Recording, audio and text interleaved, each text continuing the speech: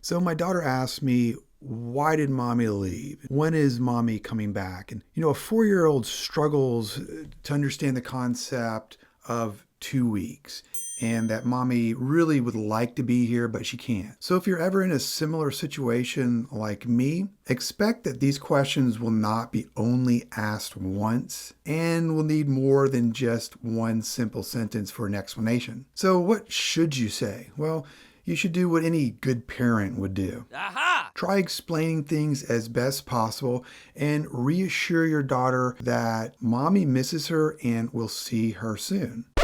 That's the easy part. It's what you do during the time your wife's away that's a bit trickier. So if you'd like to see what worked best for me over those 2 weeks, stick around.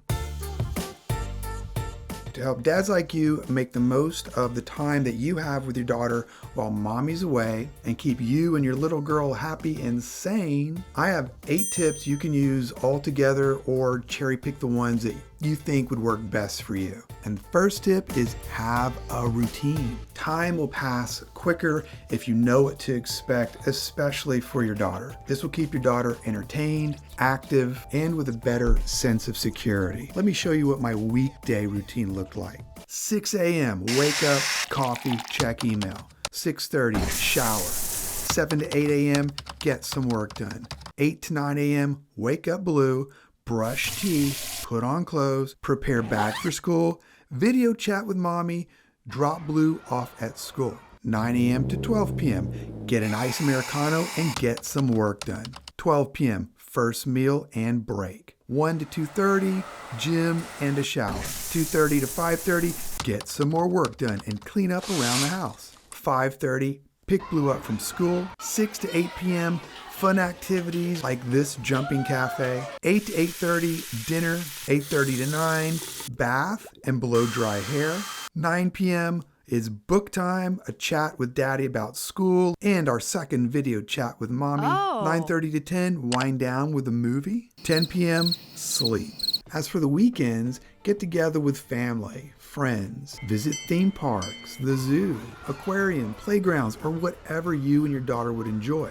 The more active and sensory stimulating, the better. Number 2, have a calendar. Put up a calendar somewhere in your home that will be visible for your daughter to see every day, preferably in her room or the kitchen. Put a symbol to where, if you're doing this before mom's leaving, put up a symbol on that for that day that symbolizes her traveling. I put up an airplane.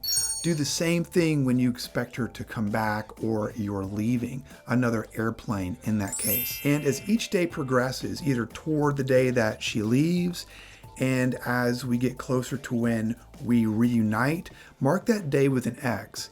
Typically what I did is as soon as we woke up, as soon as Blue was awake and cognizant of what's going on, we marked an X and she enjoyed that activity. 3, notes for school. Actually, my wife came up with this idea and it's pretty genius. Shout out to Soo Young. What she did was write one short note for every day that Blue was in school while she was gone. It was a short note just to express that she missed Blue and kept a connection and made sure that Blue understood that mommy was still thinking about her each day. Her teacher read that letter to Blue at one point throughout the day, and Blue really looked forward to those notes.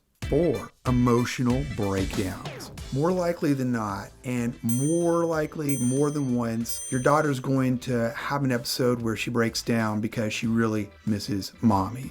What do you do? What came up in research is that what I should do is get down to eye level and ask, do you miss mommy? Are you sad because mommy's gone? This would validate her feelings. Again, that was the plan, and I knew that eventually this breakdown was going to happen. But when?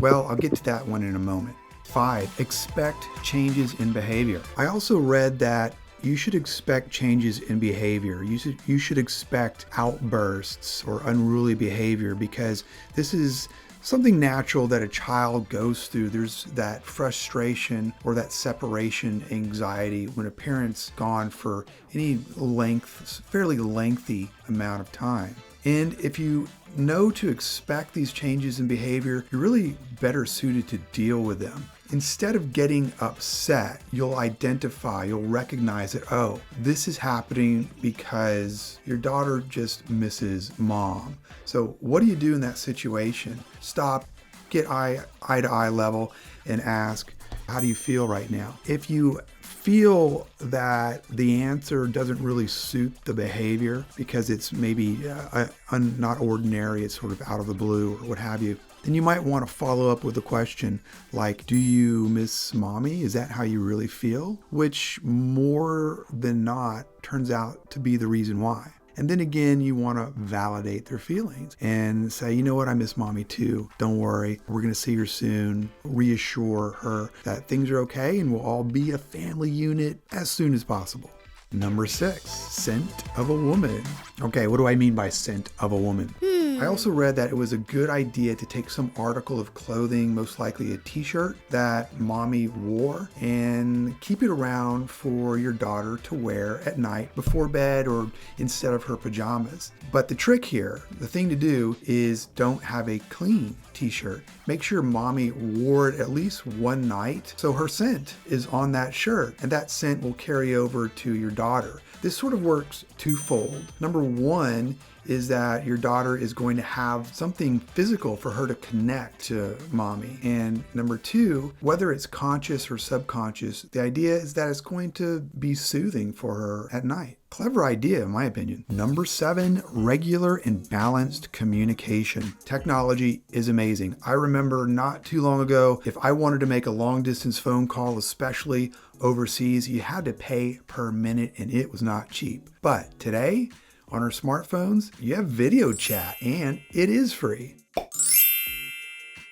So take advantage of video chats. What we did is we had a quick video chat in the mornings and a quick video chat at night, and we kept it short and simple, no drama. Hi, how was your day? Love you and talk to you soon. That's about it. And number 8, moment bags. The last thing that we did was designate a backpack that we're going to call our moments bag. What Blue does typically every day at school is she'll have some arts and craft activity, or she'll draw something or fill a picture in with color, and she likes to give that to us as gifts. The first thing she'll say is, Daddy or Mommy, I've got a present for you, and it's something like that. Now, since Mommy's gone, what we do with those gifts and presents, we put them together each day into that moments bag. And what we're going to do is open that bag together as a family when Mommy's back or we're with Mommy, so Blue can share and we can, look at what happened over those 2 weeks. And this works well for Mommy too, because it lets Mommy know that we were thinking about her while she was gone. So consider designating something for your own moments bag. So as you can see, Daddy was pretty prepared to rough it for 2 weeks without Mom. And the reason for that, I believe, is the combination of all 8 of these tips working with synergy. Nonetheless, the whole time I was waiting for the first time that Blue was going to break down missing Mommy. When would the flood of tears happen? And surprisingly, we were able to go a full 3 days before that happened. Yeah, so you're missing Mommy right now. You thought maybe you don't want to go to the parking lot because you might miss Mommy.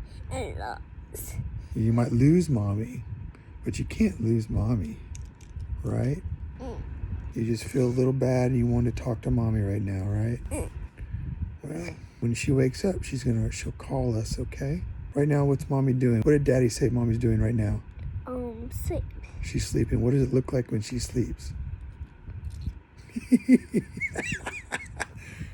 I said, right now we can't call Mommy because she's like this. Asleep. And Blue laughed. Great. We made it through those 2 weeks feeling pretty good how things went. And if I were to choose which of these worked best, I really couldn't narrow it down to one. However, there are a few I think are a little maybe more effective than the others. My top 4, I'd have to say, have a solid routine, use the calendar, definitely have regular video chats, and of course, number 4, listen to your daughter when she needs your attention and your reassurance. The other 4, notes to school, expecting a change in behavior, an article of clothing from mom, and a Moments bag. They're also pretty good. So, if I had to do it again, and it's going to happen one day pretty soon probably, I'd use all 8 of these tips just the way I previously did. However, my extra advice to all you dads out there is you don't have to use all 8 of these. Do what works best for your family. Also, modify each of these if you feel it works best for you, because we're all different. We all have different schedules and different needs. Switch things up to work best for you. But that wasn't the end of the story. We had one more hurdle in front of us. You see, at the end of those 2 weeks, mommy wasn't really coming home. Instead, we were going to go meet her. You see, we live in South Korea. Mommy's in the USA. So Blue and I had to get on an airplane, just the 2 of us, and travel all the way from South Korea to Texas. Just the 2 of us on a 16-hour journey. What could go wrong? Check out that video right here. Oh, and if you'd like to see more videos like this, click subscribe.